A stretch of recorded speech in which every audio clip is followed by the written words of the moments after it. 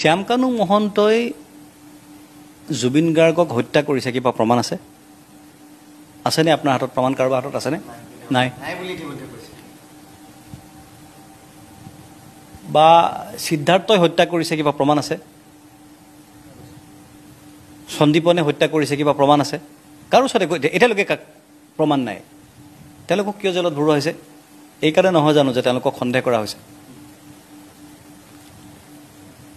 এনেকুৱাতো সন্দেহ কৰা বহুত মানুহক জেলত ভৰাই থোৱা হয়। এনেকৈ ৰাজপথত হাজাৰ হাজাৰ লাখ লাখ মানুহ ওলাই আহে নেকি?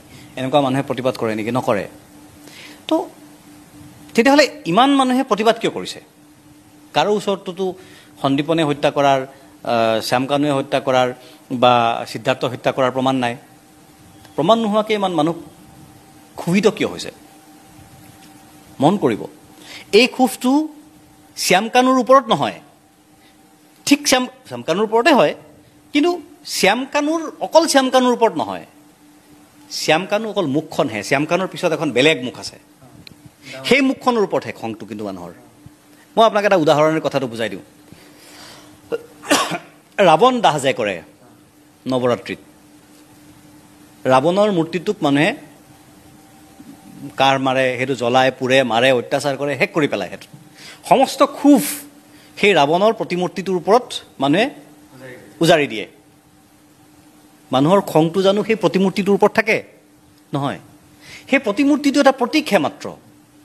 প্ৰতিমূৰ্তিটোৰ পিছত থকা যিটো শক্তি, অপশক্তি, সেই শক্তিটোৰ ওপৰতহে আচল খং মানুহৰ, সেই ৰাৱণটোৰ ওপৰত, অৰিজিনেল ৰাৱণটোৰ ওপৰত। শ্যামকানু মহন্ত সেই ৰাৱণৰ প্ৰতিমূৰ্তিটোহে। ৰাৱণৰ প্ৰতিমূৰ্তিৰ পিছত থকা প্ৰকৃত ৰাৱণটো কোন? ৰাইজৰ প্ৰকৃত ক্ষোভ সেই ৰাৱণৰ বিৰুদ্ধেহে। সেই কথাটো অনুধাৱন কৰিব লাগিব আমি। গতিকে সেইকাৰণে কৈছোঁ, সেই ৰাৱণে বুজি পায় সেই ক্ষোভটো যে তেওঁৰ বিৰুদ্ধে, সেইকাৰণে তেওঁ বুজি পায়, জানে, আৰু সেইকাৰণে CBI তদন্ত হোৱা নাই, সেইকাৰণে SIT তদন্ত হৈছে, যাতে কণ্ট্ৰলত থাকে তদন্তটো। এই কথাটো আমি বুজি পাব লাগিব।